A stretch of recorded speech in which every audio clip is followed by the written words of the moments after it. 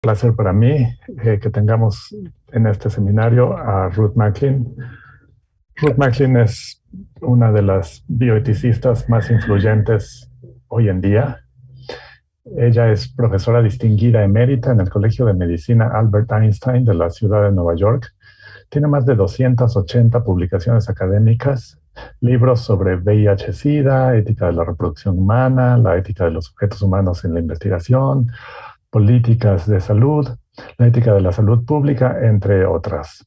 Ha sido asesora de la Organización Mundial de la Salud, presidenta de un comité de ONU-SIDA y en los Centros para el Control y Prevención de Enfermedades.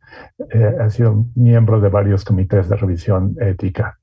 Miembro electa de la Academia Nacional de Medicina, copresidenta del Consejo Asesor sobre Ética en la Reproducción, es miembro de la Sociedad Estadounidense de Bioética y Humanidades, fue presidenta de la Asociación Internacional de Bioética, miembro del Consejo Asesor Científico de PEPFAR y fue presidente y miembro del Comité Ejecutivo, Consejo de Organizaciones Internacionales de las Ciencias Médicas, CIOMS, en Ginebra.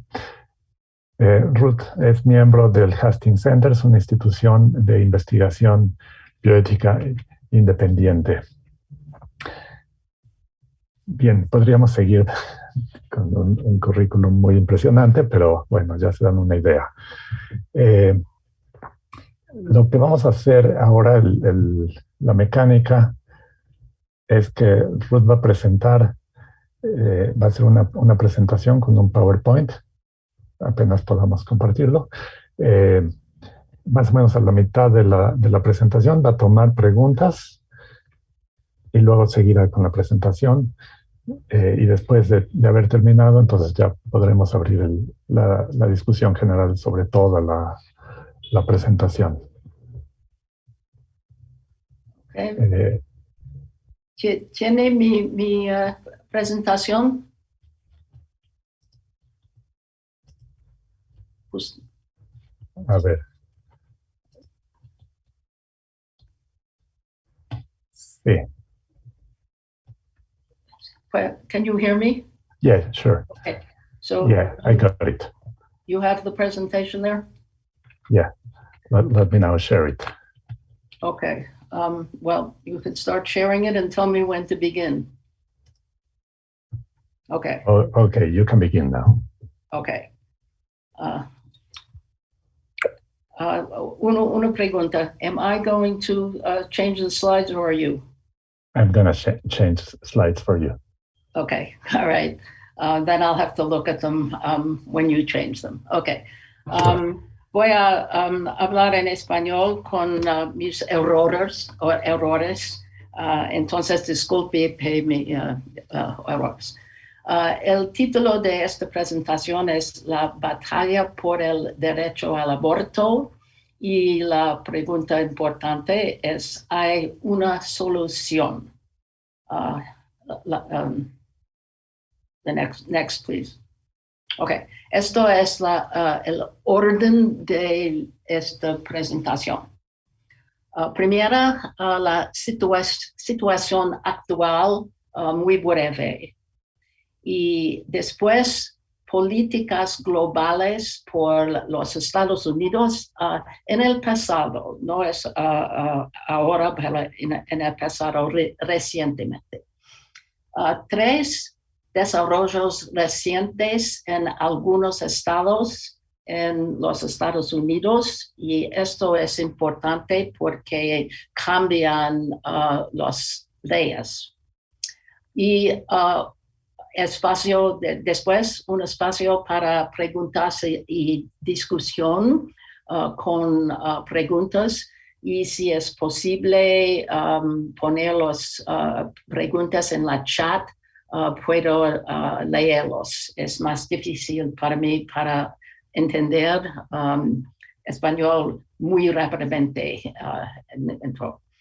Y la pregunta después es algunos argumentos filosóficos sobre este tema, y conclusiones y más preguntas y discusión.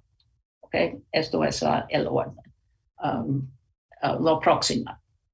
Esto es la situación actual brevemente en los Estados Unidos. La ley federal existe en los Estados Unidos hoy y es la Corte Suprema, su decisión en Roe v. Wade en 1973. Esta ley, esta decisión de la Corte Suprema está establecido un precedente como esto.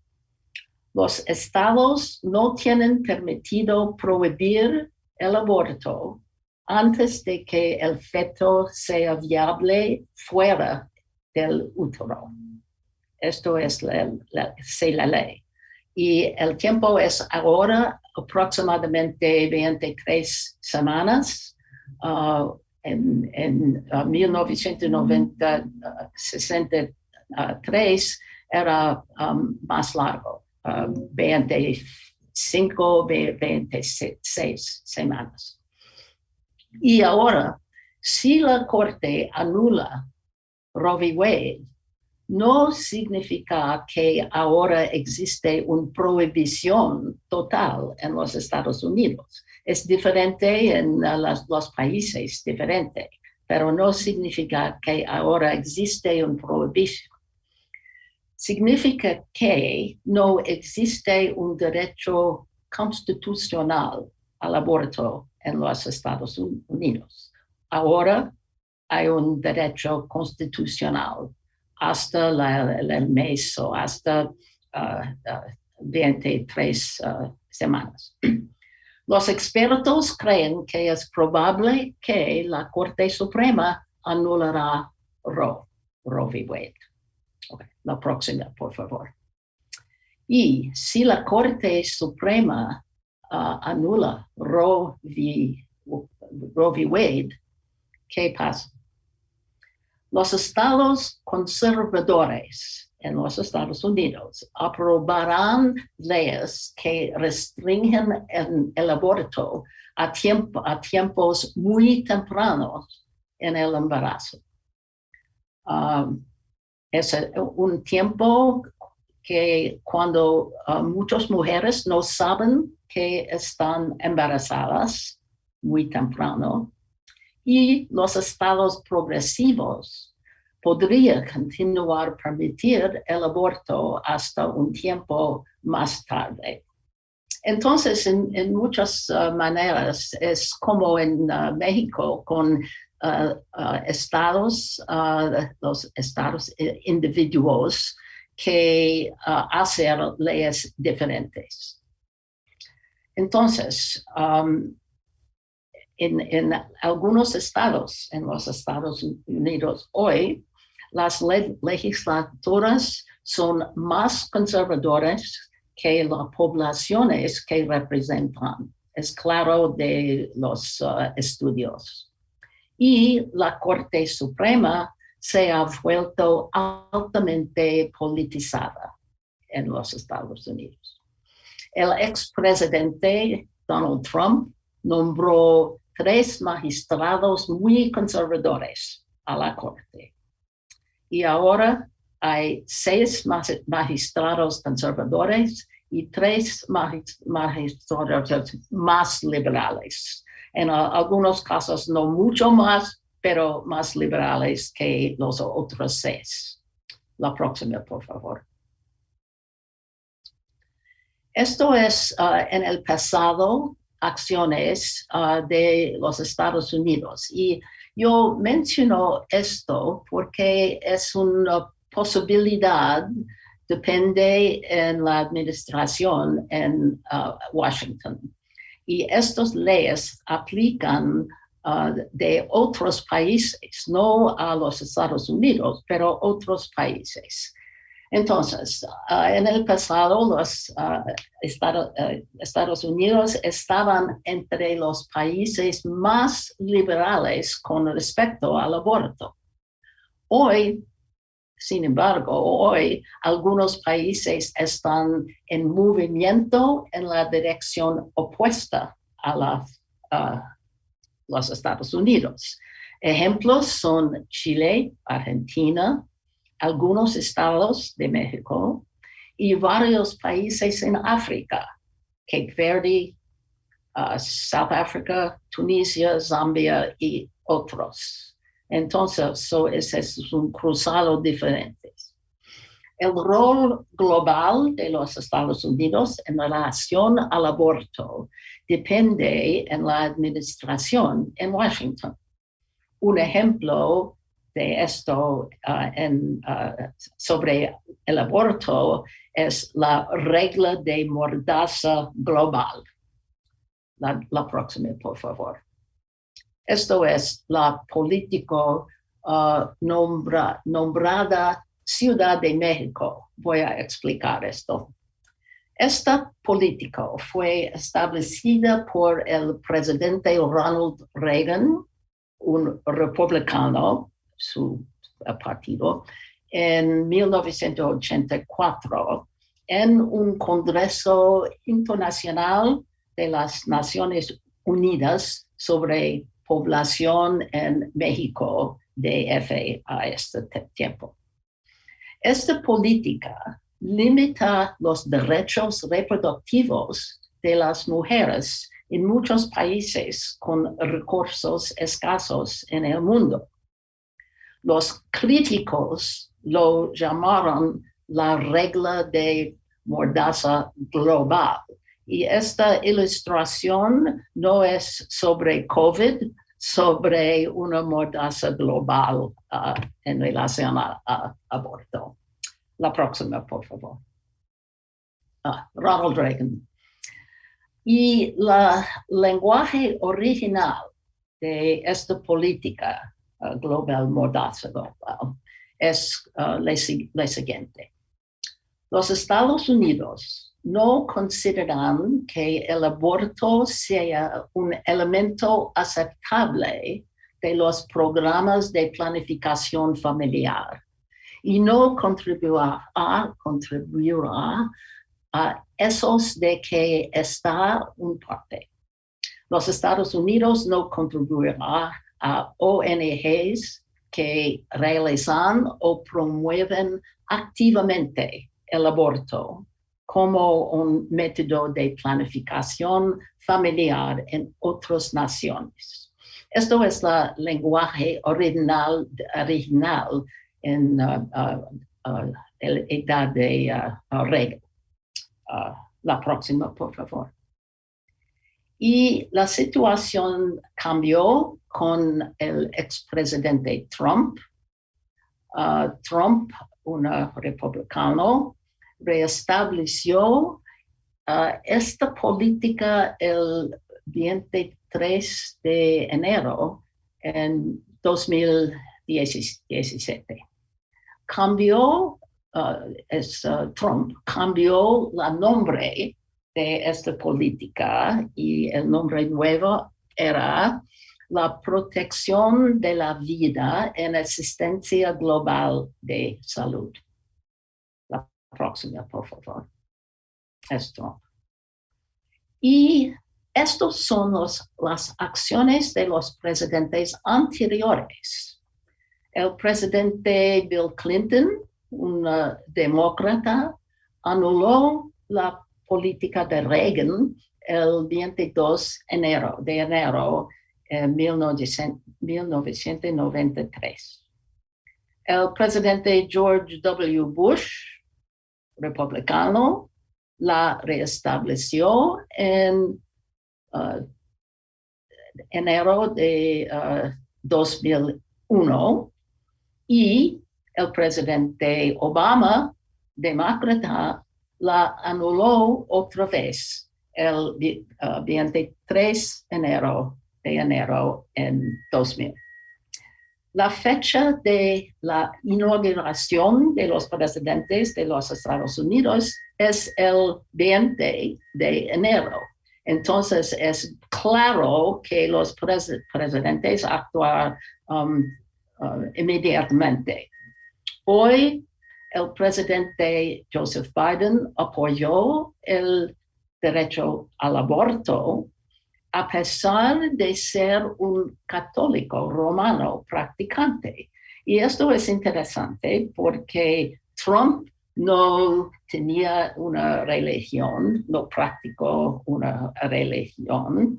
Otros presidentes practican, pero es interesante que un presidente que es católico apoya esta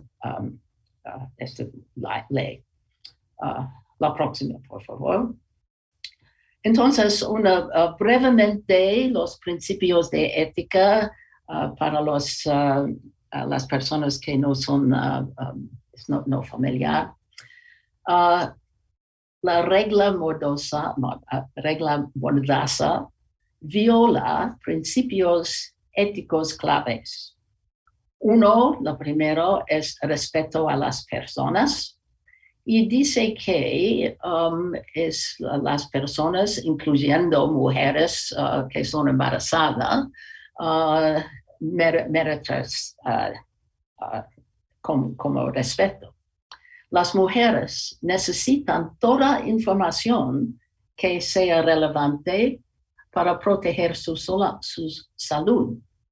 Sin información sobre sus opciones disponibles, las mujeres tienen riesgos para su salud.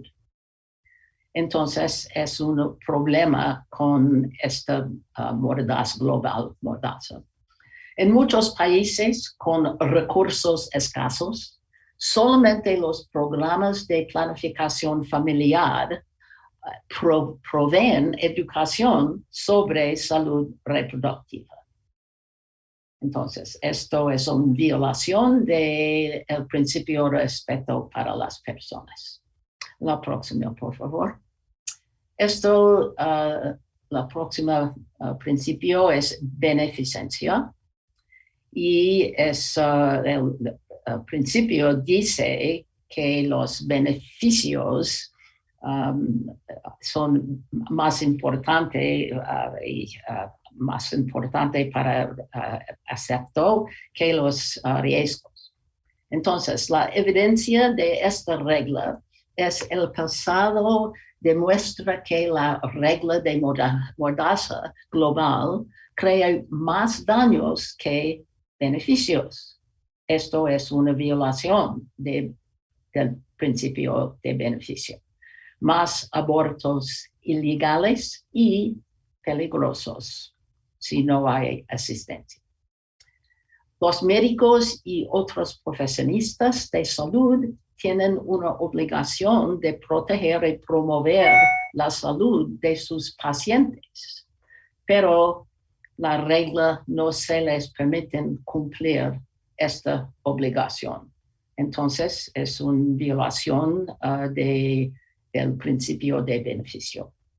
La próxima. La tercera principio primero es justicia. Es violación. Este principio requiere que los costos y los beneficios en la sociedad sean distribuidos con equidad.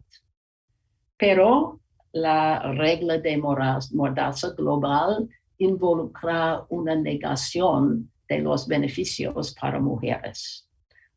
Y estos beneficios son servicios y información para su salud reproductiva. La próxima, por favor. Esto no es uno de principios, pero es otro principio que es relevante aquí. La regla afecta a los individuos y las poblaciones más vulnerables en estos países. Así que viola un principio particular de justicia. Es un subprincipio. Este principio pertenece a una teoría de justicia llamada prioritarianismo. Y la teoría requiere que las políticas tengan que beneficiar los grupos en la sociedad que son los menos favorecidos. Personas pobres con enfermedades, minorías, etcétera, etcétera. La próxima. Estos son los efectos, las consecuencias de la mordaza en el pasado. Ahora vamos a explorar desarrollos recientes en algunos estados en los Estados Unidos. Hay algunos, y voy a presentar brevemente estos leyes o proyectos de ley. La primera es una ley en Mississippi. Mississippi es un estado en el sur de los Estados Unidos muy, muy conservador. El nombre de esta ley es Dobbs v. Jackson Women's Health Organization, y esto es el caso que ha sido argumentado a la Corte Suprema. No hay una decisión a este tiempo, pero la Corte aún no ha emitido su decisión. Esto es la primera vez que la Corte dictaminará sobre una prohibición del aborto antes de viabilidad, desde Roe v. Wade. Es la primera vez. El caso está del estado de Mississippi, un estado muy conservador.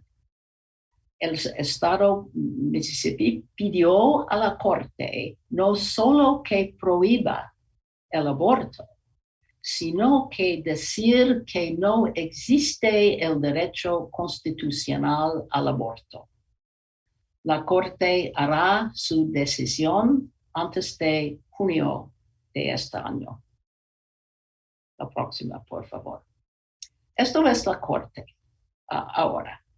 Este hombre no es un miembro ahora, es jubilado, y su posición es abierto, y el presidente Biden ha nombrado una mujer negra para esta posición en el Corte, su posición. A este momento hay solamente dos miembros de la Corte que son liberales. Esta mujer y esta mujer. Todos otros, esto es el jefe del Corte, o los otros, incluyendo esta mujer, y Donald Trump nombró 3 personas muy, muy conservadoras al Corte. Entonces, ahora hay 6 miembros de la Corte, 5 hombres y 1 mujer, y solamente 2 que son liberados. Y esta es porque hay una predicción que el Corte es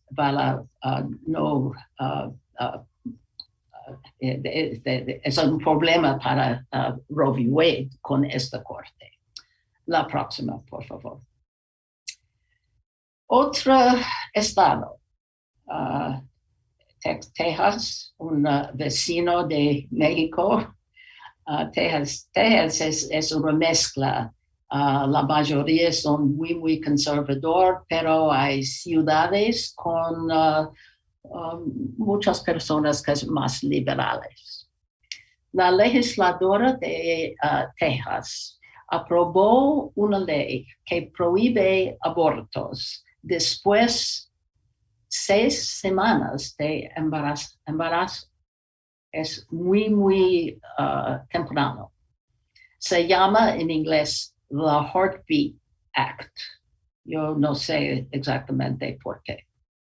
Esta ley permite a los, esto es la clave aquí.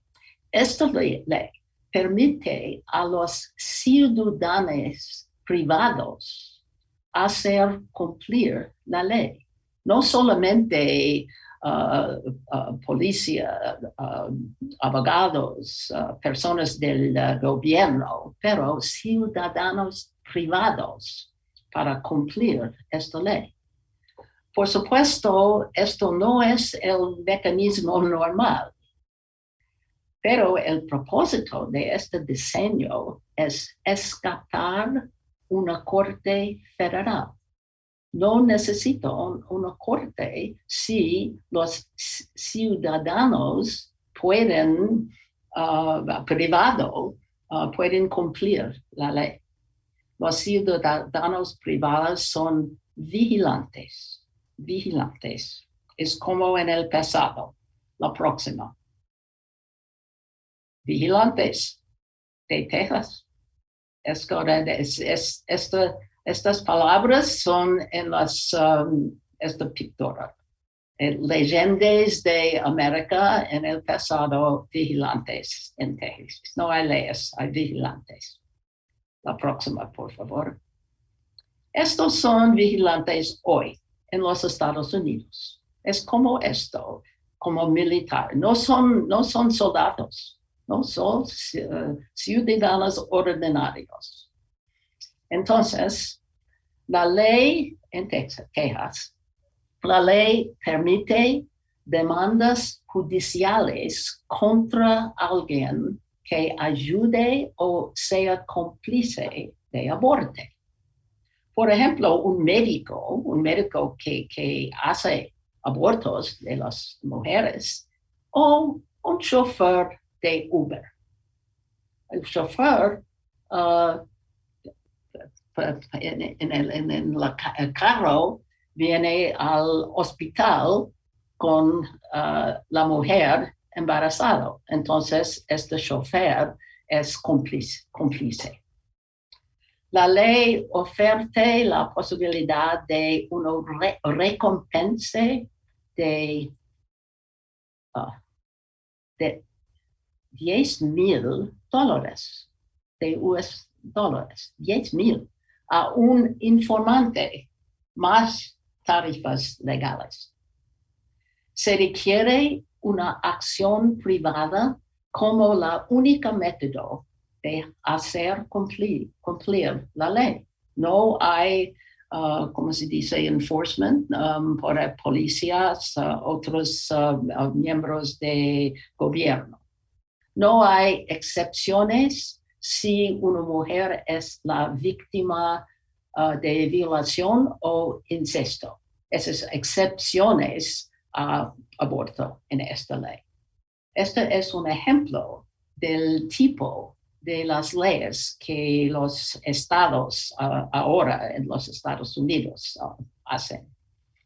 La próxima, por favor. Nuevas características de las leyes. Otro estado y el estado de Missouri y otros tienen proyectos de ley nuevos.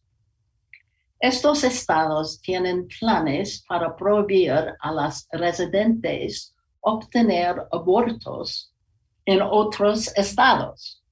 Hoy, la ley existe en Texas. En Texas, la ley anterior existe y muchas mujeres de Texas van a otros estados que no tienen estos tipos de leyes. Pero el estado de Missouri tiene este proyecto de ley que prohíbe a los residentes obtener abortos en otros para viajar a otros estados. El gobierno federal en los Estados Unidos no ha actuado sobre esta posibilidad. Es nuevo, algo nuevo ahora.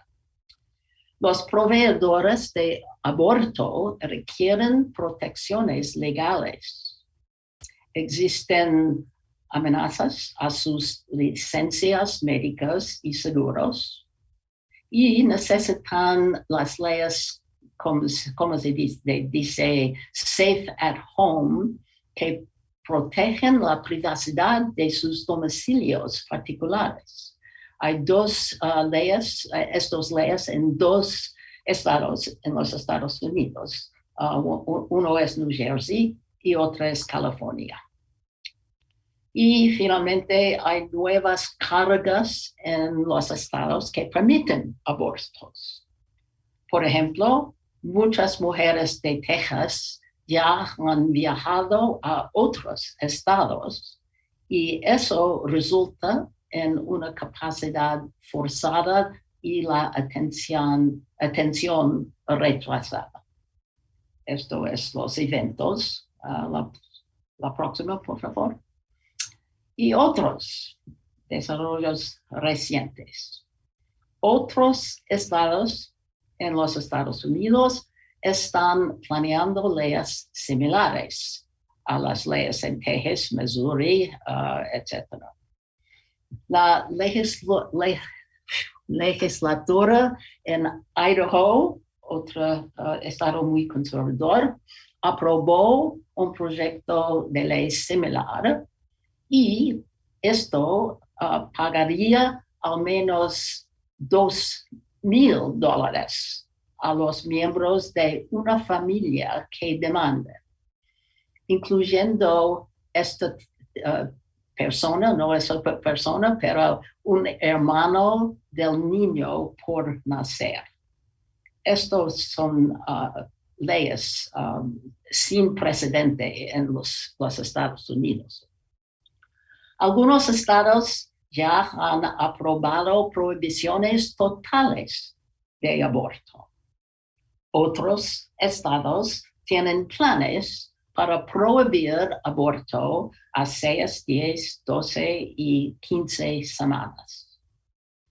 A pesar de estos desarrollos en los estados muy conservadores, las encuestas en los Estados Unidos, encuestas privadas, públicas, etc., las encuestas muestran que alrededor de 2 tercios de la población no creen que Roe v. Wade deba anularse. Entonces, el problema es que las legislaturas en estos estados muy conservadores son más conservadores que las poblaciones en esos estados. Píldoras abortivas. Algunos estados ahora están tratando de prohibir o limitar las píldoras abortivas, porque normalmente el uso de dichas píldoras está privado en la casa, en el baño. La FDA en los Estados Unidos eliminó el requisito que las píldoras se obtengan en persona, así a la ¿cómo se dice? Drugstore, farmacia, a la farmacia. Esto permite la entrega por correo. Sin embargo, muchos estados ahora están tratando de prohibir la entrega por correo. Entonces, todos son esfuerzos para limitar o abandonar el derecho de aborto. La próxima. Y muchos estados tienen planes de varios tipos. 12 estados proponen prohibiciones del aborto si la Corte Suprema vuelca Roe v. Wade. Es 12 prohibiciones. En 2 de estos estados, las preparaciones incluyen prohibiciones que dependen de la edad gestacional del feto permitido para el aborto. Por ejemplo, la prohibición de Tennessee, otro estado en el sur, muy conservador, bloquea el aborto a 6, 8, 10, 12, 15, 18, 20 y 22 semanas después del inicio de la última menstruación de la mujer. Es todas posibilidades. Y un proyecto de ley en Oklahoma, otro estado, cerca de próxima de Texas, clasifica el aborto como homicidio. La próxima. Entonces, surge la pregunta, ¿las mujeres como víctimas o criminales? Y es un cambio del pasado.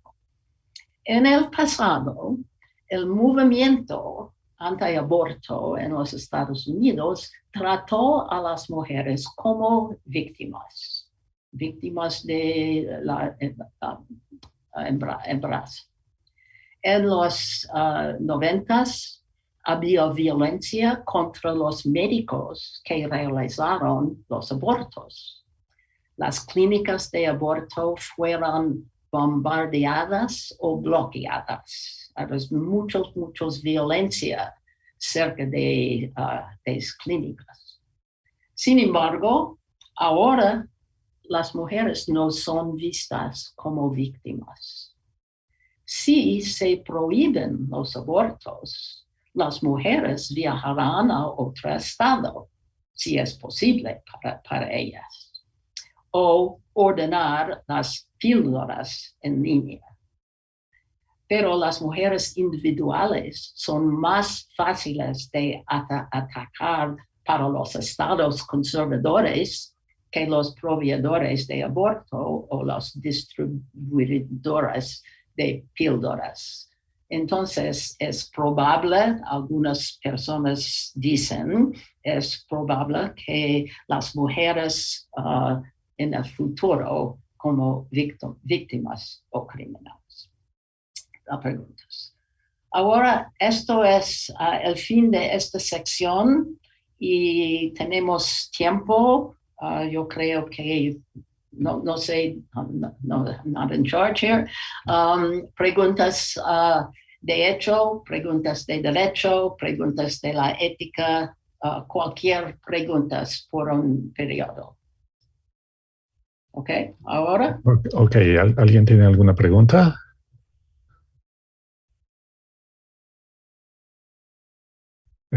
Yo tengo una pregunta. No solamente preguntas, es argumentos o otras actividades. Ruth, yo tengo una pregunta. La Corte está por decidir esta situación del estado de Mississippi, pero los análisis que yo he leído acerca de qué es lo que va a decidir la Corte, aunque es muy difícil saber, pero parece que hay una gran probabilidad de que la Corte decida no echar para atrás Roe v. Wade, sino simplemente dejar en manos de los estados la decisión acerca de los términos del tiempo en el que van a permitir el aborto. No entiendo totalmente. Es más fácil para mí si es en inglés o más. Okay. So my question is about what the court is most likely to decide, because most of the analysis that I've read about this, they say that it is most likely that the court will not overturn Roe v. Wade, but that they're just going to limit or they're going to give the states the right to establish limits to the time when abortion is going to be legal. So, for instance, Texas, they're going to establish the limit at 6 weeks, a period in which most women don't even know that they're pregnant. Yeah, so it's basically the same result, but or at least that's what I'm wondering, whether it's really going to be the same result. giving the states the right to decide the period in which abortions are going to be legal. So, sí, pero no tiene, los estados no tienen este derecho ahora. Porque Roe v. Wade tiene el derecho para aborto, un derecho hasta el tiempo de viabilidad. Entonces, la ley no se permite, Roe v. Wade, no permiten un tiempo más temprano. Entonces, es un derecho constitucional por las mujeres en los Estados Unidos para obtener un aborto hasta la edad de viabilidad del feto. Entonces, si el corte, si permanece este Roe v. Wade, no es posible para los estados hacen un tiempo más temprano. ¿Es claro o no? Okay. Sí, la ley existente, Roe versus Wade, dice que es un derecho para las mujeres, solamente mujeres son embarazadas. Es un derecho para recibir o hacer un aborto hasta el tiempo de viabilidad. Y esto, pero 6 miembros del corte no aceptan esto, no aceptan. Dicen que 6 semanas, 10 semanas, etcétera, etcétera, un tiempo más temprano que ahora. Entonces, ¿es claro? Okay, so basically you think that they're going to overturn Roe v. Wade. Esto es la predicción, no es mi predicción, yo no soy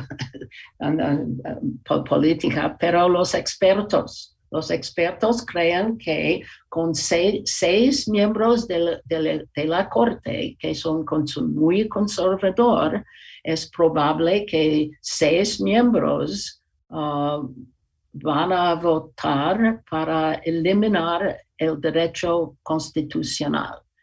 Y los otros, los estados liberales pueden preservar sus leyes liberales, pero los otros, Tennessee, Missouri, Texas, Mississippi, etc., tienen la probabilidad para cambiar sus leyes. Esto es la situación. Diferencias muy diferentes en los estados diferentes. Okay, so basically we're going to go back to what it was before Roe v. Wade. Those states that, like New York and California, that where abortion was legal, it's going to remain legal, and those states where it was not, it's going to be illegal. Sí. Y esto es porque hay una predicción o previsión que las mujeres van a viajar a otros estados. Y aún ahora en Texas es la única ejemplo que yo sé en el que las mujeres van a otros estados. Y hay muchas personas que no tienen suficiente dinero para viajar y pagar para viajar, etcétera, etcétera. Entonces, los pobres son vulnerables más que los ricos. Yeah, it's so ironic that in the past, rich Mexican women used to go to the States, to places like Texas, to have abortions, and now people in Texas, women in Texas, are going to come to Mexico to have Sí, abortions. sí, exactamente, exactamente.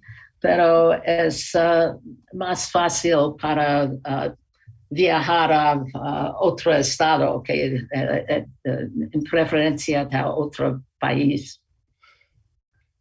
Okay. ¿Hay más preguntas? ¿Algún comentario? ¿No? Entonces tal vez podemos seguir. Ok, vamos a seguir. El parte segunda es más filosófica, pero es un análisis. Vamos a continuar de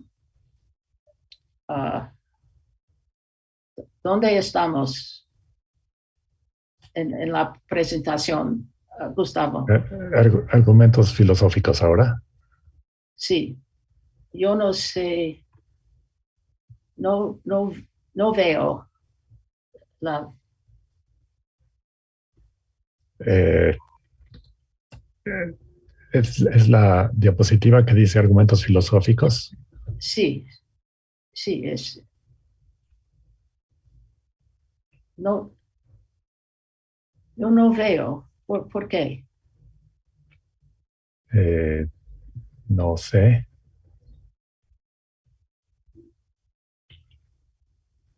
I don't, no sé, a mí. Go ¿Estás en back Zoom? here. Oh, wait a minute. Okay. Here, okay. Argumentos filosóficos. Okay. Hay dos argumentos. Uno, B es muy breve para argumentos basados en la personalidad. ¿Pronunciación? Personalidad. Sí, es correcto. ¿Está correcto? Sí, del feto.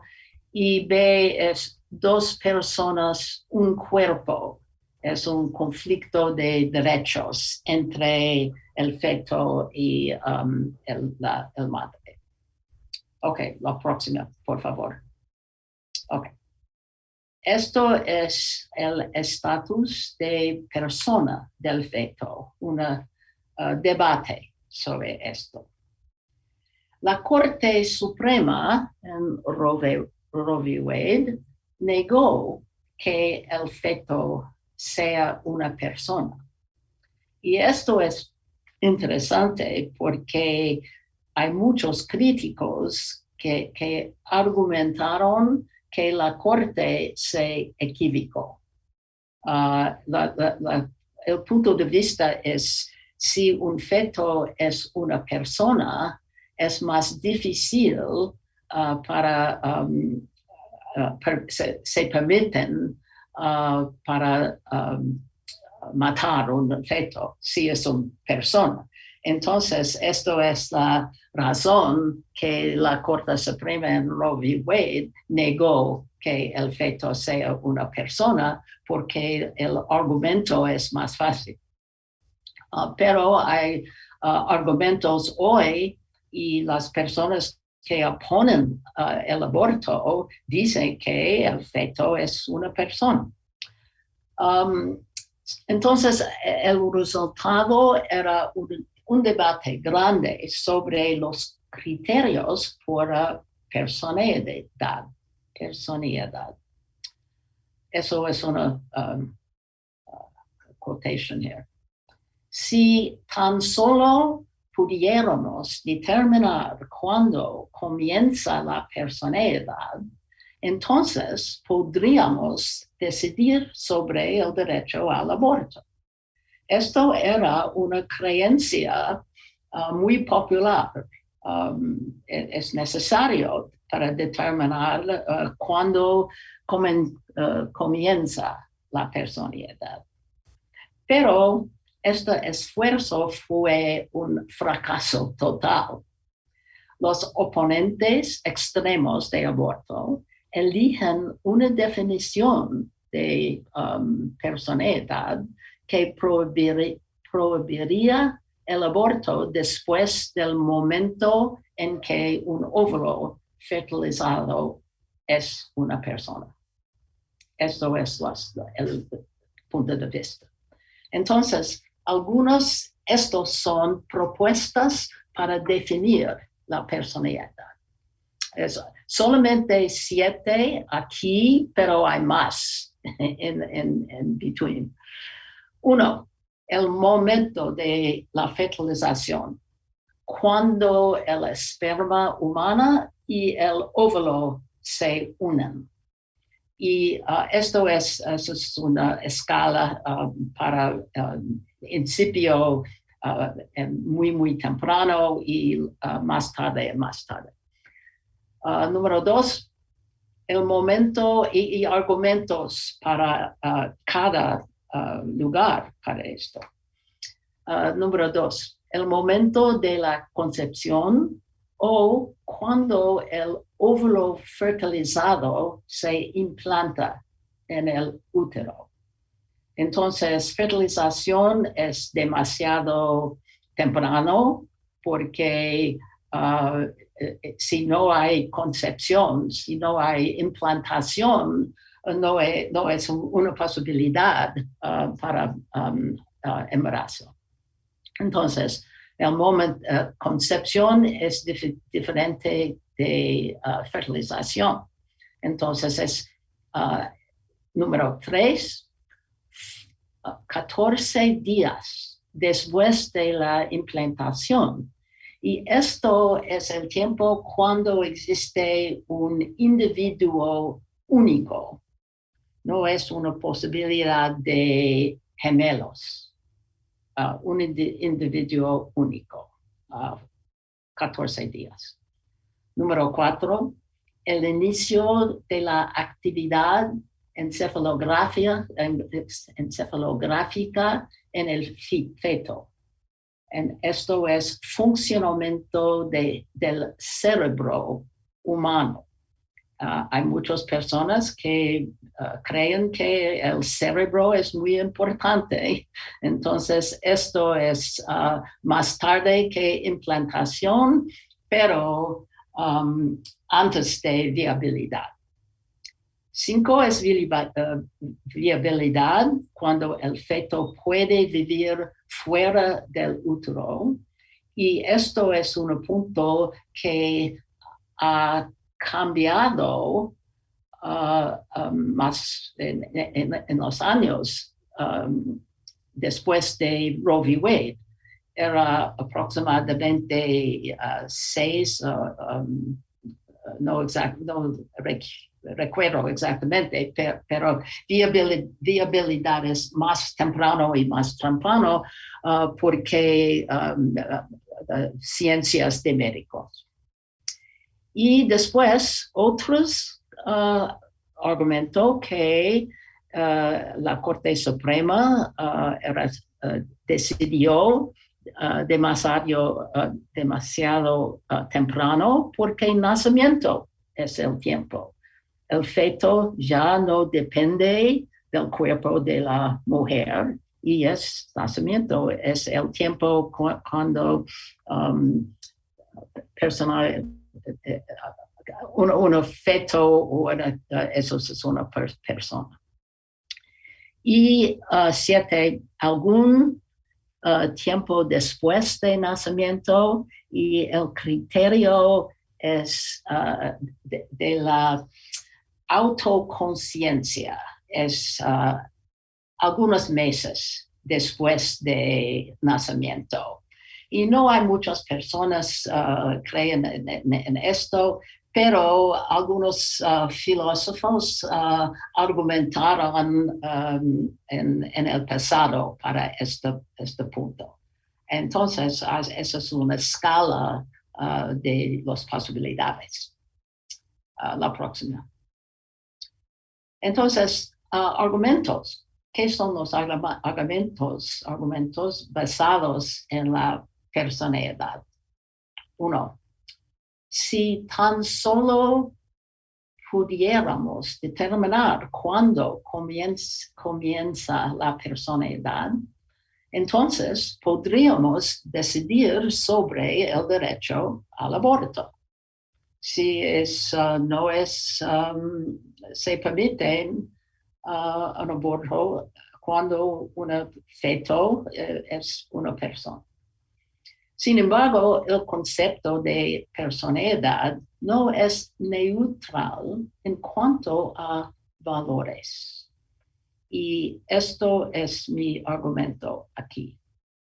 Los oponentes al aborto eligen una definición de personalidad que prohibiría el aborto después del momento en que se dice que un óvulo fertilizado es una persona.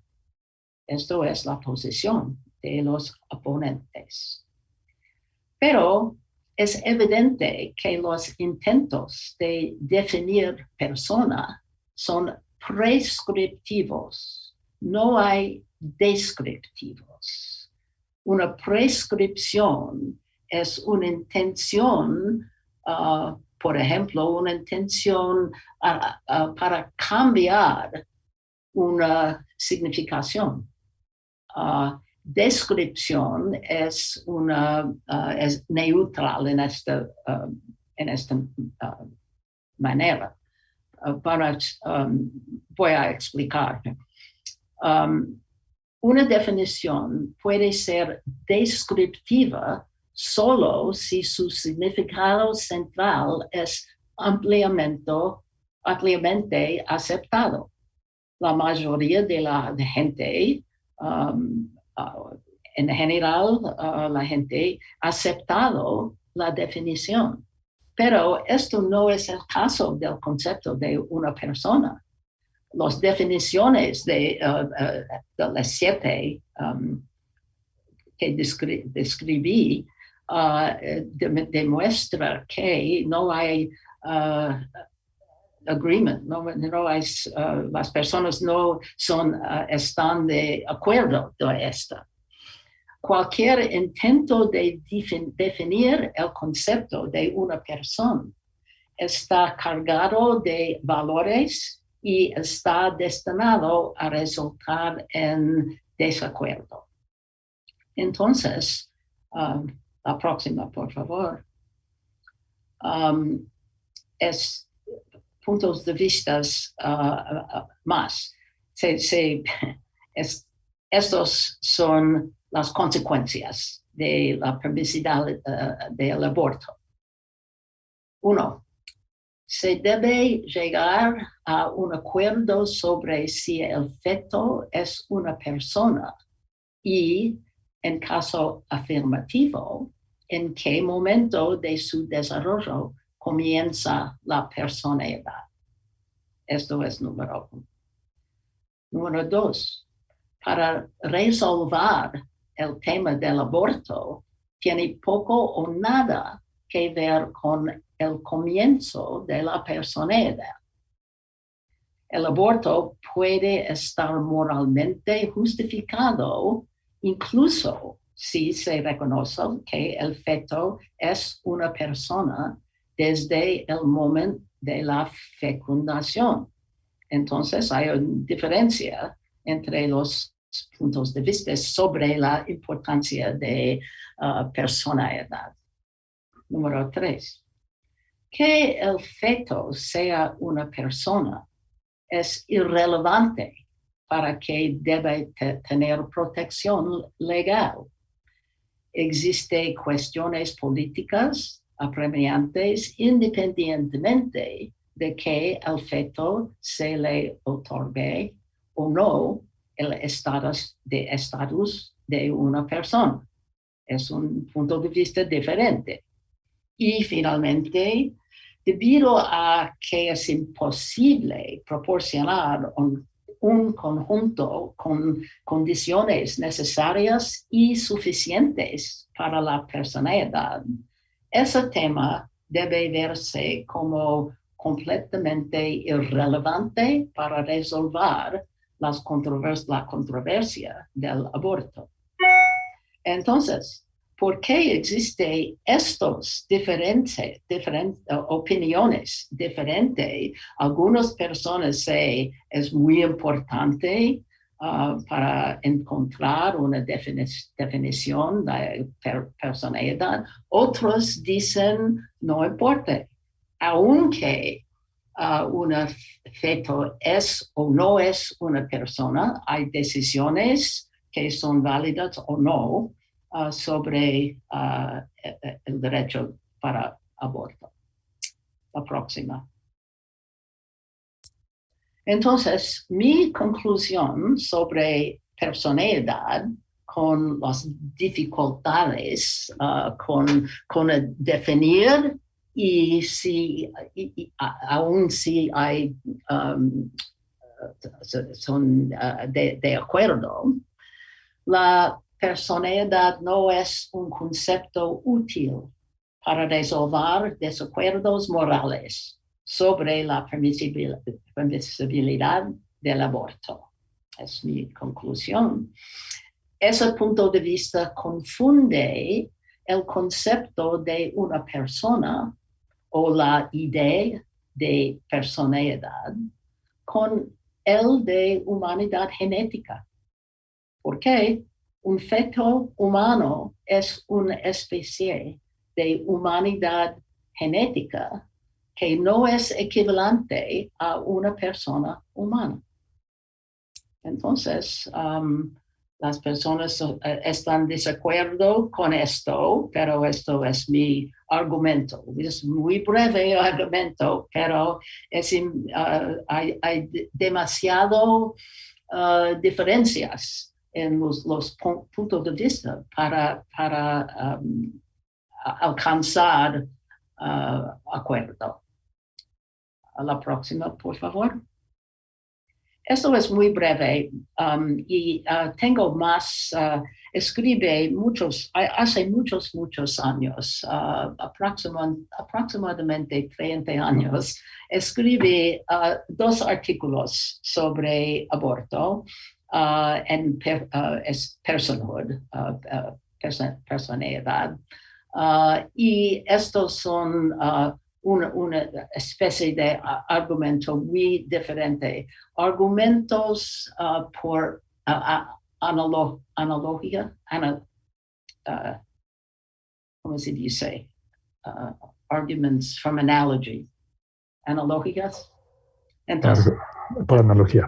Sí, ok.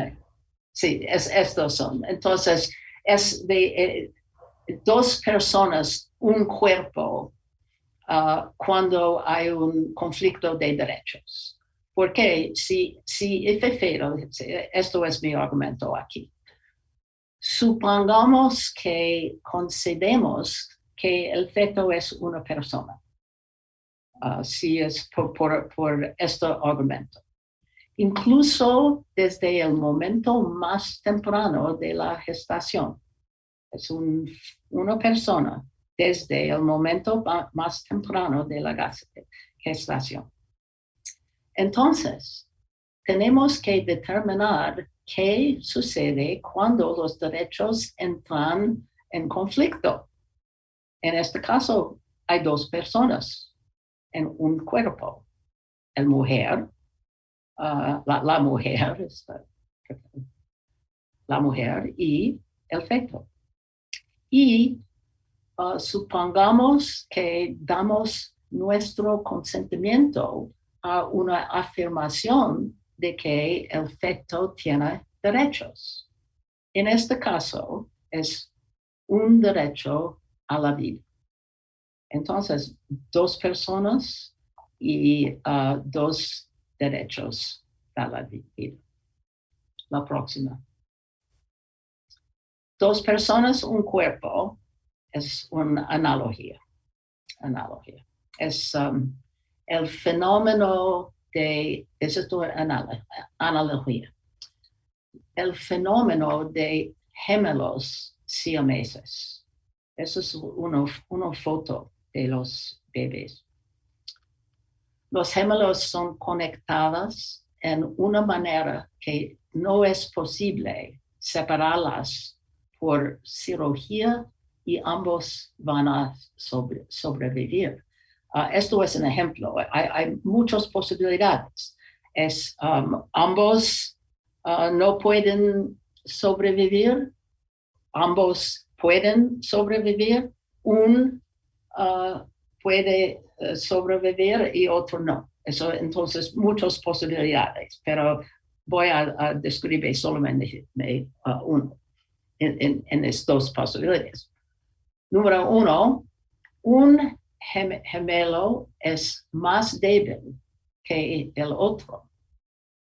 Y la segunda posibilidad, ambos gemelos están igualmente viables. Entonces, ambos son posibilidades. En caso número uno, la elección razonable, una posibilidad, es una elección razonable, es matar el gemelo menos viable. Estos son en vivo, no son en útero, esos son nacidos. Si los gemelos no se separan, ambos morirán. Entonces, es posible salvar la vida de uno de los gemelos, pero no ambos. En caso 2, si los gemelos no se separan, ambos morirán. Ambos gemelos tienen un derecho a la vida.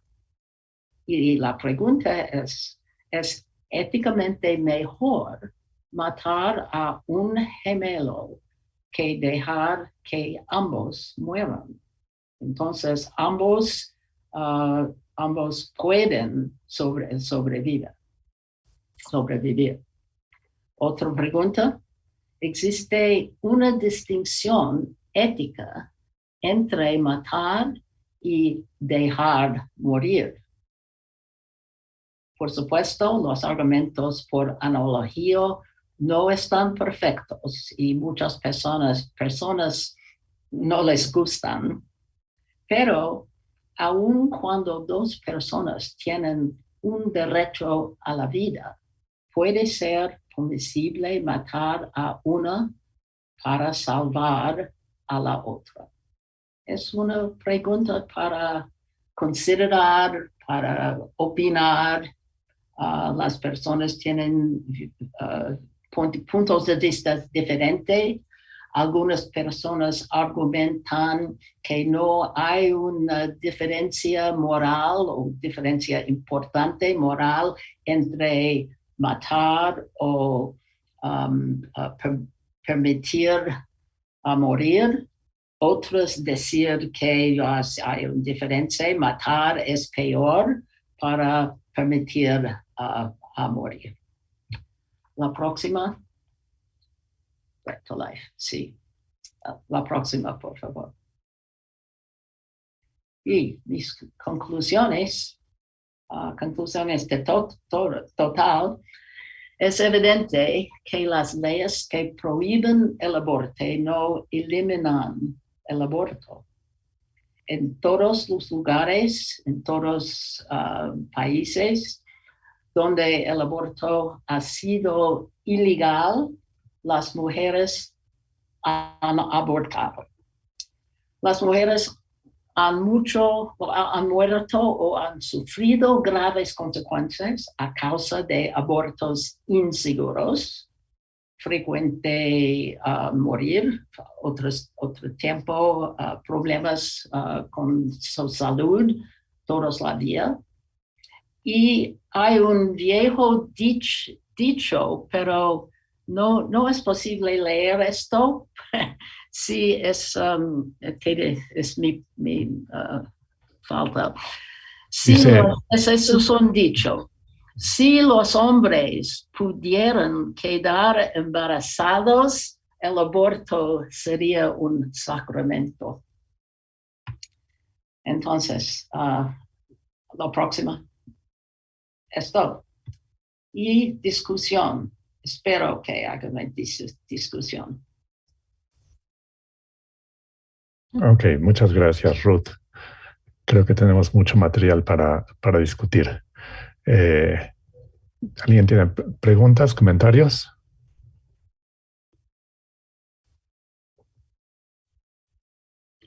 No, no, no veo algo en el chat, ¿no? No, no hay todavía en el chat, Okay. pero ya tenemos un par de preguntas. María José Pietrini. No, no solamente preguntas, argumentos, Ajá. diferencias de opinión, cualquier. Ok, Ok, ¿pregunto en español o en inglés? Inglés es mejor para mí. Voy a tratar de responder en español, ¿ok? Okay, okay. Many thanks, Ruth, for your presentation. It was very interesting.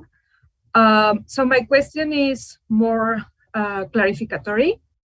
I wonder if you could say more about the connection between the second part of your presentation and the first part, because it seems to me that from the first part of your presentation, the problem of abortion was not a problem of ethics or a problem of morals, but more a problem of politics. Like politicians don't want to assume the political cost of permitting abortion, or they have these political commitments, but it's not like a moral problem, it's more like a political issue. So I don't know how the arguments that you mentioned in your second part contribute or are connected to the first part of your presentation. Ajá. Thank you very much. Eso es buena pregunta. Mi propósito en la primera parte era describir la situación ahora. En general, en los Estados Unidos, para demostrar las dificultades para alcanzar un acuerdo de esto. Y es porque las posiciones en políticas son tan diferentes.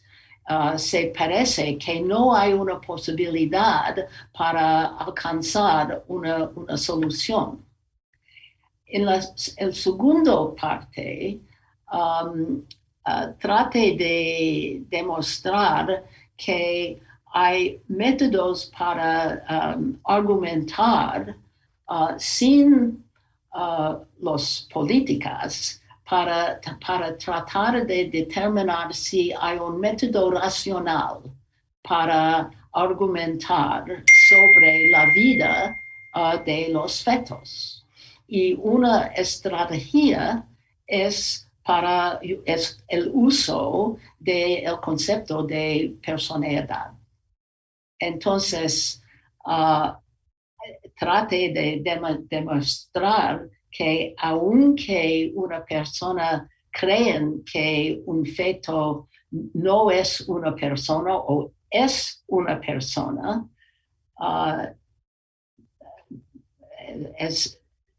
al mismo tiempo hay desacuerdo. Entonces, el parte segundo era un esfuerzo para determinar ¿existe un método racional para resolver este dilema entre aborto o no aborto? Y la dificultad es, yo traté de demostrar que aún no hay diferencias políticas, hay diferencias en las creencias conceptuales. Esto es the best I can do.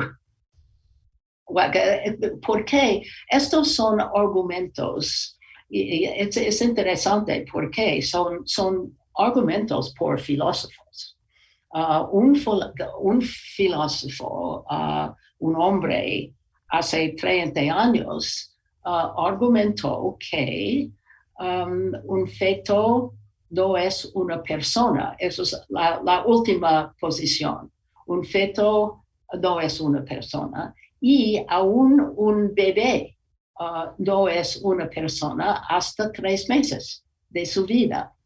Entonces, 3 meses, la mayoría de las personas dicen a 3 meses, eso bebé, eso es una persona. Y no importa, este hombre, este filósofo, tenía un concepto de una persona con self-recognition, autoconciencias.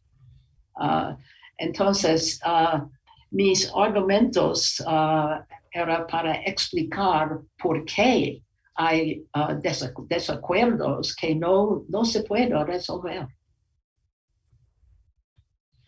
Ok, gracias. Sí, Giulio Fornaroli, por favor. Thanks. Thanks, Ruth.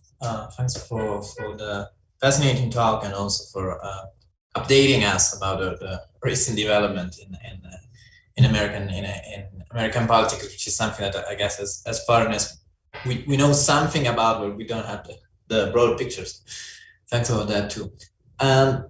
My question is very simple: is whether you think that overall we need an argument in favor of abortion, because it seemed to me that what you did here in the second part of the presentation was rejecting 2 arguments that could be used against abortion or for stricter prohibitions about abortion, right? The argument from the personhood of the fetus and the argument from the conflicts of rights, right? And you demonstrated both arguments fail, because about personhood, well, we'll keep fighting about the notion of personhood because it's a normative notion, and about the conflicts of rights, even if we allow that the fetus has a right to life, there are some situations in which we recognize that the right to life can be legitimately infringed. So you rejected these 2 arguments against abortion, but I wonder whether you think it's necessary to have an argument in favor of abortion, or if, on the other hand, you think that it's unnecessary because, as you said at the end, you concluded with a kind of maybe pragmatic note, saying that, well, essentially, because women will always find themselves in a situation in which they might need abortion, then they will always find a way, even if it's illegal, right, to abort. And then the question is simply, whether we want to make it legal or not, but we don't need a sort of moral argument in favor of abortion. That's the question. Okay, es una buena pregunta y la respuesta requiere otra presentación. Okay, si usamos el lenguaje de los derechos. El derecho en este caso, derecho de la mujer, es el derecho para controlar su cuerpo. Entonces, eso es un conflicto de los derechos. El derecho para vivir y derecho para controlar su propio cuerpo.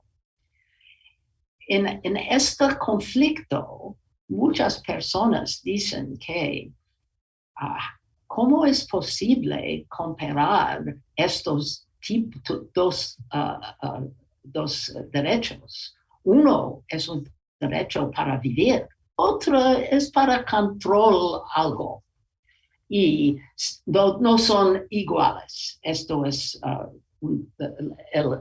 la respuesta para esto. Pero hay que observar las consecuencias cuando el aborto es ilegal. Y hay muchos hechos para antecedentes. Son muchas mujeres en el mundo que son pobres y no hay dinero para raise a family, para tener 8, 9, 10 infantes o children. Es una posición. y historia, la historia de humanidad demuestra que aún cuando el aborto es ilegal, las mujeres y sus familias, parejas, elegir aborto ilegal. Y la mayoría de los abortos ilegales son peligrosos. Hay las mujeres, muchas mujeres en los siglos murieron de abortos. Otros tienen dificultades, como se dice, heridas por su vida entero. Entonces, esto es un argumento que ver las consecuencias de abortos ilegales. Hay demasiado infantes o children que muchas familias no puedo can't care for them, no tienen dinero. Otros argumentos si el madre de algunos hijos tiene un aborto ilegal y murió o tengo otras consecuencias malas, no puedo, ¿cómo se dice? Care for children. Entonces, esto es un argumento utilitariano. Y yo creo que estos son argumentos válidos y importantes, porque es una vista es las consecuencias si aborto es legal o aborto es ilegal. Y las consecuencias es evidente para la ¿cómo se dice? The well-being of la humanidad, es que es una situación mejor y no solamente las mujeres, pero las mujeres y sus esposos frecuentemente están de acuerdo en la decisión para obtener un aborto. Entonces, la razón es para qué tipo de argumento se usa. Si se usa un argumento de un derecho para vivir, las consecuencias pueden ser diferentes de un argumento con las consecuencias si aborto es legal o si aborto es ilegal. Es claro para las en el mundo, cuando familias tienen demasiado infantos para give them food, para take care of them, etc. Entonces, es tipos diferentes de argumentos morales. Ok, Abraham, por favor. Hi, hello. Thanks a lot for the talk. I wanted to ask you something a little bit related to one of the last things you mentioned about when there's this, you mentioned that there's usually agreement, but I wonder about the cases where there's disagreement between the man and the woman who are expecting a child. So my question is, or I would like to hear your thoughts about men's right regarding the abortion of their own children in cases, let's say, when there's enough money to have a good life, in cases where the couple is together, where cases where they agreed on it, maybe even before it happened. And if men can have any decision or should have any decision or any saying on whether they will have a child of their own when the woman doesn't want to have it, and vice versa, when the man does not want to have it, but the woman wants. I would be very interested in hearing your thoughts about men's, if any, rights or obligations towards abortion in ideal cases, let's say, where there's no extreme poverty or any like that, where abortion is legal. In that kind of case, what do you think is men's role? Okay, I'm going to speak English. It gets more and more complicated. I guess here the question, one way of answering is to ask whether or not the language of rights is really helpful here. I mean, the man who impregnated the woman clearly is as responsible as the woman for the pregnancy. Okay. In some cases, there's not even agreement about whether the couple is going to have sexual intercourse. In some place, and this differs in cultures, there are a lot of cultural differences too here. But here is the difference when we just look at the situation. The fetus is a part of the woman's body, and she has not only not to do the bad things that would harm the fetus if they want to bring the fetus to birth, but she also has to do the right things. She has to eat right. She's not supposed to drink too much alcohol. She's not supposed to take illegal drugs. I mean, all of those kinds of things.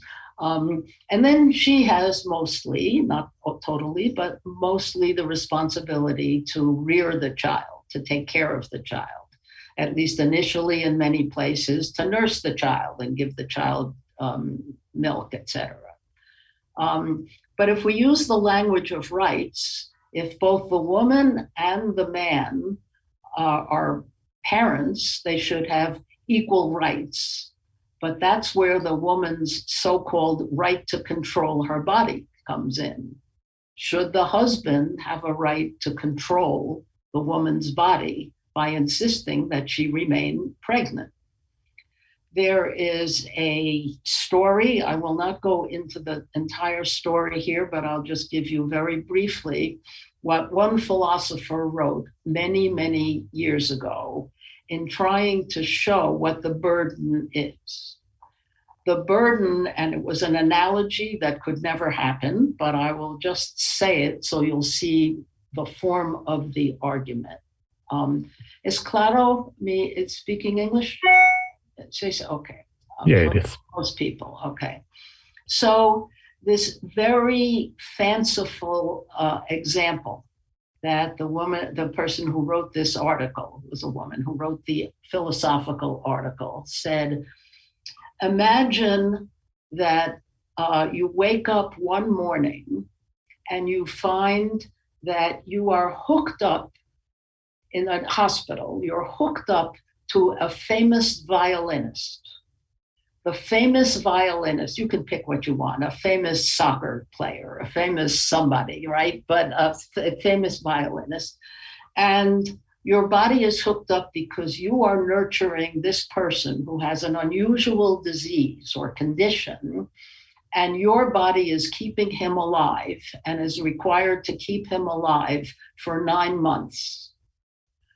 You're hooked up and you got to stay hooked up to him in the hospital for 9 months. Does the woman have a right, or should the woman have a right to disconnect herself from the famous violinist? Now, no analogy is perfect, but the idea here is that if one person is reliant on another person and put in a position where you have to be hooked up to a violinist or be pregnant, and I don't know about the other women who are here who may have undergone pregnancy, but I assume there's no man in this audience who has undergone a pregnancy. And it's not always fun and it's not always easy. And then, of course, there's the nursing and the nurturing after that. So when one asks a question about the right of the man still has a right to control his own body. And if the man is given an equal right, he has not only a right to control his own body, but he'll have a right to control his wife, his partner's, let me say, his partner's body, if the husband were given an equal opportunity to determine the status of the fetus. So there's that problem that the husband would then be controlling the wife, just like the woman with the famous violinist or the person in that situation. So leaving the fanciful examples aside, since women are the only, well, it's changing now actually, because there's transgender and there's a whole discussion about men having babies, and we'll set that one aside. That's a position for another argument. If Gustavo invites me again, I'll try to speak about that one. But in the meantime, their husband and wife may be co-equal partners, but it's not the same as once a baby is born and the husband can give the baby, the man, the father, can give the baby a bottle when it's the woman's body that's at stake. It's because of the desire for women sometimes to keep their pregnancies or to keep the fact that they may become pregnant, and this happens in a number of quite a few places in the world, that women have sought methods of birth control that don't depend on the man.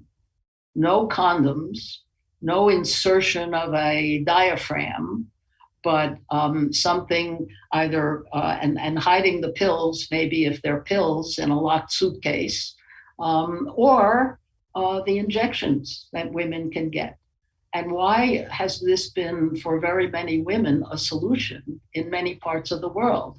Because they can actually hide from the man who would want her to be pregnant every 9 months. So I guess we have to ask if both men and women are in a marital or a situation, a partnership situation, if they have equal rights, the woman doesn't have such a circumstance where she has those rights over the body of the male. But if we allow the man to have an equal say in the pregnancy to a woman, then he is granted a right that she doesn't have and couldn't have. So that's one way of answering the question. I don't see the questioner here. I can't see maybe I move these pictures over. Oh, there he is. Abraham Sapien, was your question. Okay. Yeah, thank you. That's just a partial answer, but I'd have to work out another whole PowerPoint presentation with the arguments. Thank you. I think it's very interesting what you mentioned, because if the rights are not the same, then probably obligations are not the same. Mm-hmm. That's basically it's the bottom line. Thanks a lot. Mm-hmm. Okay, now Christopher Garcia. Thank you, Ruth. Thank you for your talk, Professor Macklin. My question is related with a previous question, and it seems to me that your argument about personhood is related or analogous with your argument about the dignity. So, in your view, dignity is a useful concept to discuss, for example, human rights, and now personhood is a useful concept to discuss abortion. So, my question is this: what ground we can use to discuss this topic? Is utilitarianism the right or the fair way to discuss this topic, even with its troubles? And that's all. What do you think, Professor Macklin? Thank you. Well, I like to, I'm not a defender, unlike some of my colleagues, I am not a defender of any particular method, philosophical method. That's not to say that I just pick and choose randomly, but there are some circumstances in which a utilitarian argument is superior.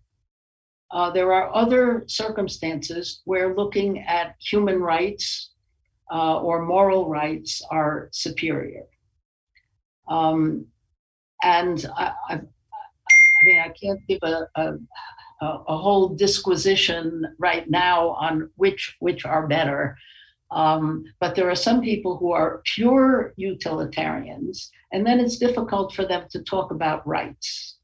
When we talk about human rights, we're talking about a subset of rights, not all moral rights, but rights that pertain to humans, but ones that are enshrined in documents, in human rights documents that are recognized by the United Nations and the relevant bodies.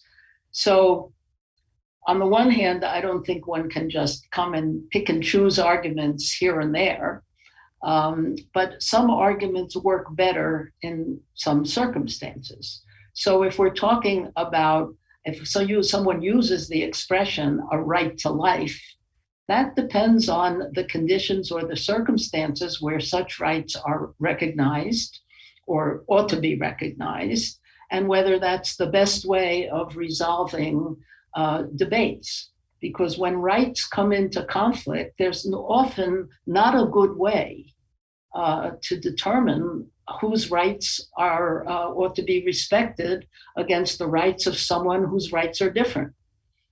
And at such times, it may be that a utilitarian argument, where I'm not in the form that perhaps that the classic utilitarians talked about happiness, but there are other, certainly other human values, which are the best consequences, which solution gives the best consequences.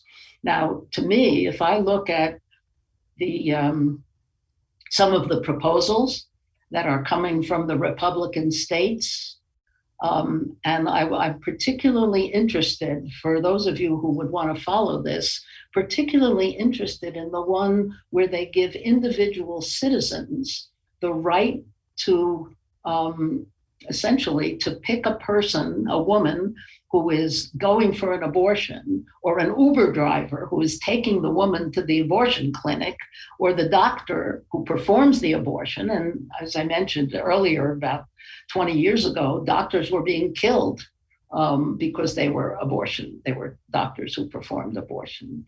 So part of it is, what kind of world do we want to live in? Do we want to live in a place where any citizen can arrest any other citizen? It's bad enough that the police do violence against people and they put their knee on somebody's neck and the person dies. Now we're going to have ordinary citizens in gun-toting United States. On Monday in the New York Times, I read about all the murders that took place over the weekend because people are carrying their guns. And they had a fight at the pizza parlor. And one person pulled out a gun and killed the other person. So what kind of society do we want to have? Do we want to have a society where ordinary citizens have the right to arrest, or even, in the worst case scenario, harm other citizens who are doing something like getting an abortion? So that's partly why there are different moral views. And even though it may sound arbitrary that we can pick and choose, sometimes use utilitarian arguments, sometimes use human rights argument. Sometimes you can make those arguments about which moral approach or which approach to ethics is a better approach by looking at the differences between choosing one or another. I mean, just imagine what it would be like if anti-abortion people who carry guns in the United States were to see women entering an abortion clinic if the clinic was still operating. And how are they going to know whether a woman who goes for an abortion is 6 weeks pregnant, 12 weeks pregnant, or 20? Only if they can see her big belly can they determine that she's pregnant. Ruth, I have a question. Yeah, right. It's about rights and personhood, and it's about the different ways in which we philosophers think about rights and personhood, as opposed to the way in which lawyers think about these issues, and we think very differently. It seems to me that we philosophers, we tend to think that we need the concept of personhood because it's a way of justifying the attribution of rights to the fetus or to whatever we say that is a person, if it's an animal or whatever it is. Okay, so for us it's like really necessary as a way to get personhood. But when I look at the way in which lawyers proceed, they usually proceed in the opposite way. What they do is that they say, okay, we can grant rights to somebody. Well, then this is a person. If we can grant rights to a corporation, then the corporation is a person. If a country has rights, then for the purpose of international law, a country is a person. But the concept of personhood seems to be completely secondary. And this brings me to the way in which justices decide in the court. Back in 2008, the Mexican Supreme Court, they say something like this. They said, okay, we're not going to decide here whether the fetus is a person, because this is a deep philosophical issue, and if for 2,000 years or more, philosophers haven't agreed about whether the fetus is a person, where this is something we're not going to decide here. So let's assume that the fetus has rights, and of course, a pregnant woman has rights. So let's put aside the issue of personhood and let's just see this as a conflict of rights. So we have two rights in conflict, yeah, and what we're going to do is balance the rights and say, well, during the first trimester, the woman has priority, the woman's rights have priority, and then afterwards it's the fetus, his or her rights. Yeah, so that's a way of not getting into the problem of personhood and just deciding in terms of rights. So that makes me wonder whether we really need the concept of personhood, yeah, and whether it is not enough just to talk about rights. Well, there are other living creatures about which people disagree. So take the notion of animal rights. I mean, you don't have to be a person to have rights if people are talking about animal rights. But the question of what kind of entities have rights is also one about which people can disagree just as vehemently. So people who are opposed to the killing of any animals, and I guess there are some religions that you can't kill a mosquito, those kinds of arguments are going to be just as difficult to resolve when you ask who might be a bearer of rights. So the question of whether a fetus has rights, or whether as it develops, does it then begin to get rights, or does it have rights from the moment of conception? You can throw the concept of personhood away and still have the same difficulty of deciding to what kind of entity you grant rights. Now, I agree with you. I mean, I think it's preposterous that corporations have rights, but it just shows that once people want to make laws. By the way, Gustavo, the person to ask, because there were quite a number of philosophers who were also lawyers. So if you ask the philosophers who are lawyers, let's see what they say. But the idea that corporations have rights has now given rise to a lot of difficulties that some people in the legal profession probably wish did not exist. Because once you grant rights to an entity, in this case corporations, then they have a lot of power that they wouldn't have if they were not granted rights. So I'm not sure that your assumption that talking about personhood is the root of a problem, because you're going to run into the same problem with rights. How are you going to decide when a fetus has rights? Why would it make a difference, with leaving aside the argument about personhood? Why should it make a difference at viability, that's when the entity has, the fetus in this case, has rights? Obviously, the people who are opposed to any form of abortion from the time of conception are going to argue, without talking about personhood, that at the moment of conception, that entity has rights. You don't have to call it a person. Whereas the people who say it's only after birth, when self-consciousness becomes that you become a person, that one would say, well, you're not even aware of yourself before you have self-consciousness, so that individual doesn't have rights.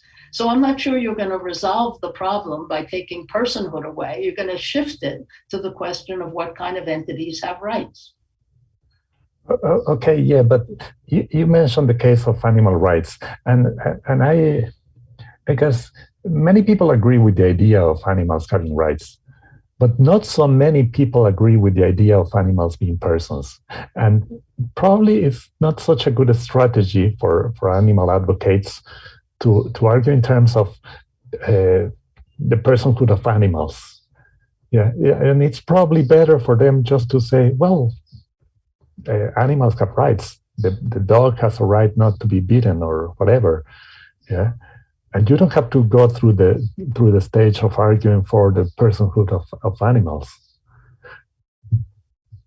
Well, I guess that's probably true. But the language of morals is very rich. And there are other ways. I mean, you can talk about dogs, sentient creatures that can feel pleasure or pain. And once you start saying animals have rights, then you're mostly talking about, dogs and elephants, and you're not talking about rats and snakes. So whatever concept you use, there will be debates about where you draw a line. I mean, if we're drawing a line from when it's acceptable to abort a fetus, presumably there are other places of line drawing, and that's one of the hardest things to justify. Because for people who draw a line at a certain place, others are going to argue it should be earlier or it should be later. And that's exactly what happens with personhood. So I respect your intention to put away the difficult concepts and see if we can grapple with them, with concepts we can deal with. But I'm not too optimistic that we're going to be able to resolve things more easily if we talk about rights and abandon personhood, or if we don't talk about rights and we just talk about pleasure and pain, like utilitarianism does. Okay, yeah, you're probably right. There's a question that comes from YouTube, because this seminar is being broadcasted on YouTube. So if you look at the chat, you're going to see that there's a question. It's in Spanish. I can read Spanish better than I can understand it, but I'm looking at the chat and I don't see anything in the chat. Is it in the chat? Or no, is it... okay, it was sent directly to me. So it's from Maybe Fernando. It's just sent to you. Yeah, that's right. So it's from Fernando Taboada, who says, what calls my attention is the way, the brutally sophisticated way in which Republican state governments have for prohibiting abortion.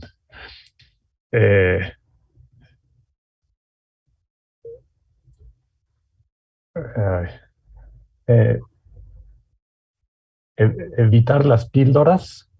Can you send that message to everyone so I can read it?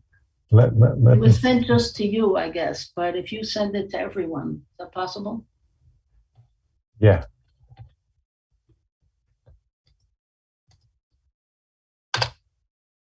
Okay, let's see.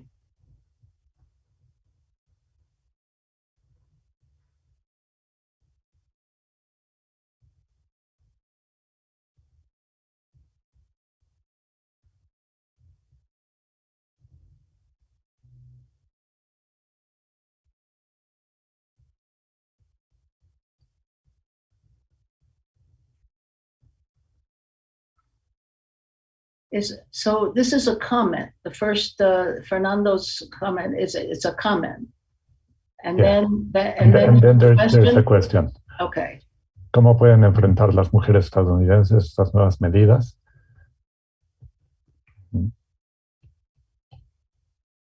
Well, sí, incluso les quieren prohibir viajar a otros estados. Exactamente. Es una estrategia que se usa.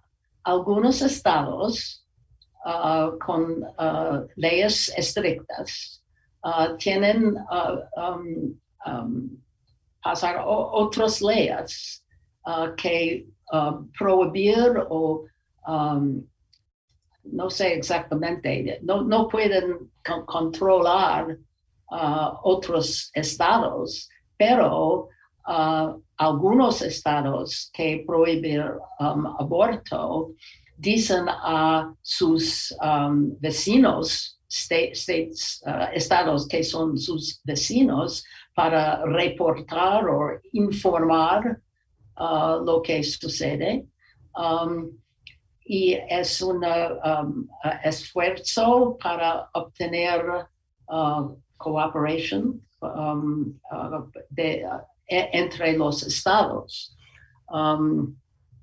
Entonces, hay movimientos aquí y no recuerdo exactamente, pero algunos estados tratan de prohibir viajar a otros estados por este propósito. Yo no sé en qué manera es posible enforzar estas leyes, pero son los políticos en estos estados reconocen esto y tratan de actuar para prevenir. Sí, va a ser difícil que puedan prohibir que las mujeres vengan a México. Right. Okay, so so I think this is all because time is over. Así es que muchas gracias, Ruth. Ha sido una plática muy interesante, una discusión también muy rica. Esperemos a ver qué es lo que decide la Corte. Parece que en unas pocas semanas ya sabremos qué es lo que deciden y esperemos que no echen para atrás Roe v. Wade. Sí. Y gracias a todos por las preguntas y la atención y discusión. Ok, bueno, pues muchas gracias a todos. Sí, esperemos tener a Ruth nuevamente pronto con nosotros. Pues eso es todo.